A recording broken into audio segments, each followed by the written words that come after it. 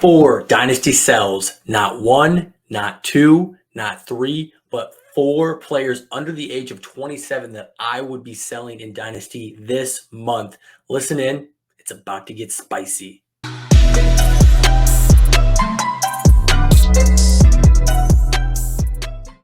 What's up, y'all? I'm Robby Jeffries of the Fantasy Authority, and this is not your run-of-the-mill dynasty sells list. I'm not going to tell you to sell the 27-year-old running back because you've already heard that a million times, and you're not going to get ideal return for those players at that age. Same thing with 29-year-old wide receivers that you hear on every single dynasty sells video. This video is going to be different because these other ones are doing a disservice to you, telling you to sell players after their value has already dropped. Today, we're covering 26-year-old wide receivers and a 22 and 23-year-old running back. So let's just start right there with my first running back who you should be selling for the month of June, and that is Antonio Gibson. And I think we have to start with why he is so valuable right now to sell, and I think that starts with how valuable he has been since he's come into the league as a rookie 2 years ago. He came in and he had 11 touchdowns, 4.7 yards per carry, and he followed that up with 1,000 yards, 42 receptions, and 10 total TDs in his sophomore season. So what's not to like with Antonio Gibson? Well, his rookie year, he split time with Peyton Barber, who we know is kind of a jag, and J.D. McKissic, who's that pass-catching specialist running back. But in 2021, Gibson gets 65% of the touches, but McKissic's still hanging around and kind of caps that receiving upside. But we think he's going to leave, right, for 2022. He's going to be a free agent and leave. Come 2022, who's still on the roster? J.D. McKissic. That's suppressing that receiving upside. And they go out and draft the in-between the tackles, short yardage running back in Brian Robinson. So if we're unsure about Gibson in the passing game and his role there with J.D. McKissic, and we're kind of suspect with his usage in the short yardage and touchdown upside because of them drafting Brian Robinson, his upside is essentially as low as we've ever seen it in Gibson's career. And to boot, they have longtime star guard Brandon Schreff. He moves on to Jacksonville, and they will feel that loss in the middle of the offensive line. Gibson's coming off the boards in startups around the 40th overall player, kind of early rookie picks in 2022. So I would take any of the top 6 rookie picks over Gibson. I would move away from him, bring in one of these 2022 rookies, and sell him before his value drops after this 2022 season. The next guy I'm going to talk about is Cam Akers, and it's tough. It's tough to have him as a sell because trading 22-year-old running backs normally isn't the best strategy for dynasty fantasy football. But in this particular case, I believe it's paramount to move on him before it's too late. And let's just start because I need to admit that I wasn't the biggest fan of Akers coming into the draft. His explosive plays were missing, and I wasn't sure if he was a natural pass catcher out of the backfield. And those are two major concerns when you look at top-end fantasy producers at the running back position. We look at his career so far, 17 games played, only 25 receptions in the 2 seasons.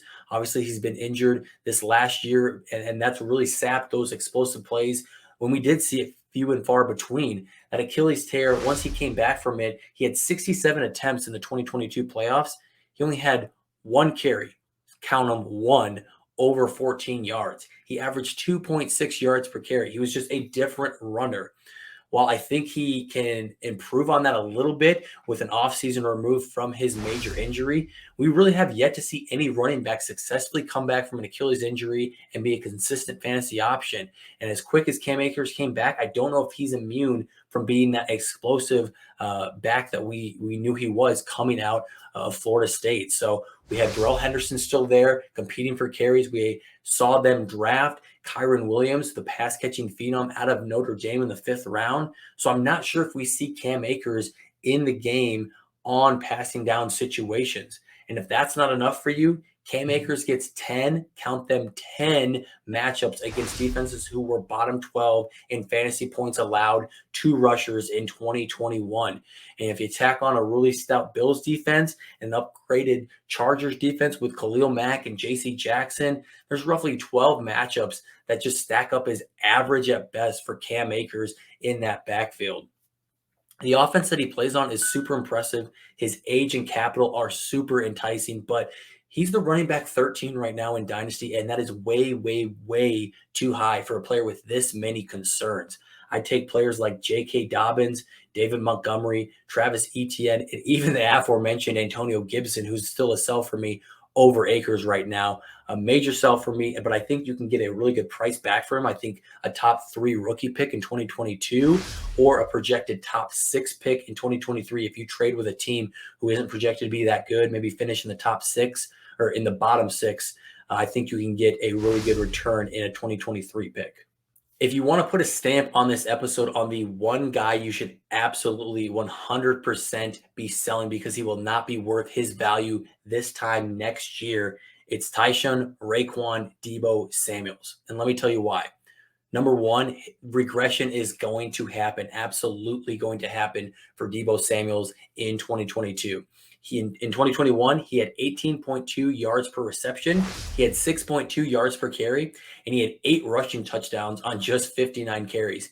Even if he hadn't complained about his role as a dual threat wide receiver running back, you're not going to see these types of numbers again from Debo. The yards per reception coming down, the yards per carry, and just his overall touches, and especially the rushing touchdowns, are going to come down. Repeating any of those would be impressive. Repeating 2 of the 3 would be kind of once in a lifetime. Repeating all 3 is not happening. So he doesn't want to be used as a running back in 2022. And so we need to understand that rushing upside is going to be absolutely capped. Secondly, Trey Lance. Trey Lance is expected to be the starter for the 49ers in 2022, or so we think. We'll see what happens with Jimmy Garoppolo. But the passing accuracy and passing volume that we will see with Trey Lance will be one of the lowest in the league if we follow what we saw from Trey Lance in 2021. He only had a 58% completion percentage and averaged 26 passes per start, albeit it was a really small sample size. But the target volume for Debo Samuel is going to take a hit, as well as the efficiency per target. He's not going to be getting the accurate throws. That catch percentage is going to decrease. So not only is his production once he catches the ball going to go down, but the efficiency to catch the ball per target is going to go down as well. The third thing is going to be the injury history for Debo. I'm not one to predict injuries, but I want to notice it when it's happened frequently for a player. In Debo's first 3 seasons at the college level, he sustained an injury in September that caused him to miss time each time. 7 games as a freshman, 3 games as a sophomore, and all but 3 games his junior season. Then we look at his NFL career, banged up a little bit. His second season, he missed 9 games. I don't predict injuries for NFL players, but he's definitely nearing that Will Fuller status where we need to kind of have that in our mind that he might not be available for all 17 games or maybe not even most of the season. So we cannot chase the past production that we just saw from Debo Samuel in 2021 when that recipe is a little bit different for why he got said production. It's going to lead us to disappointment. Debo Samuel is currently the wide receiver 5 off the board in dynasty leagues, and I don't think he should even be considered in the top 15 because of all of those reasons I laid out. Don't draft Debo in the top 3 rounds of your startups. Let someone else do that. And if you have him on your roster now, you should be looking to sell, pivot to another like wide receiver, pivot to a top 2022 pick plus some, because he's not going to repeat his 2021 production. The fourth and final player I'm going to talk about that you need to sell in the month of June is Terry McLaurin. Now, Scary Terry had a really successful story on a team that really hasn't been all that great since they drafted him in 2019. He's averaged 1,000 yards and roughly 5 touchdowns per season over his 3 years, and I don't think that's too shabby. The only issue is that he came into the NFL at age 24, which is not all that young for a rookie, and he isn't producing to where his ADP is currently in Dynasty League startups. In 2022, Mclaurin will be in his age 27 season, meaning his value is roughly at its peak unless he dramatically improves his production. Scary Terry finished as the wide receiver 29, 20, and 29 in his 3 seasons in points per game. And now he's going as wide receiver 18 in Dynasty ADP, and I'm not sure why. He's never finished as a top 18 wide receiver. He's kind of on that fringe wide receiver 2, top end wide receiver 3 level. And I don't think that's going to change in 2022. The Commanders draft rookie Jahan Dotson in the first round of the NFL draft, and he's going to be worked into the offense. Curtis Samuel is expected to come back healthy. Logan Thomas is expected to come back at some point in the season after his season-ending surgery in 2021. So how high can McLaurin get as a receiver with these other options for kind of a middle-of-the-road quarterback in Carson Wentz? The Commanders were bottom third in pass attempts in 2021, and so that math just doesn't add up for Scary Terry to outproduce his current ADP and be a top 15 or even a top 18 wide receiver.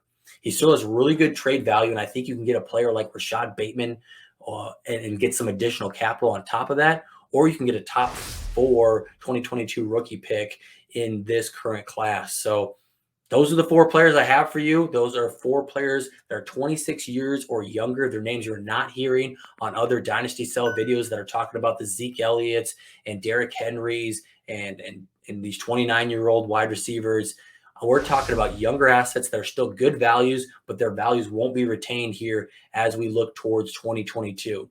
Let me know if you agree or disagree with some of these sells in the comments below, or jump into our Discord. The link is in the description of this episode. Thank you for watching, and we'll catch you on the next one. Are you listening? Damn.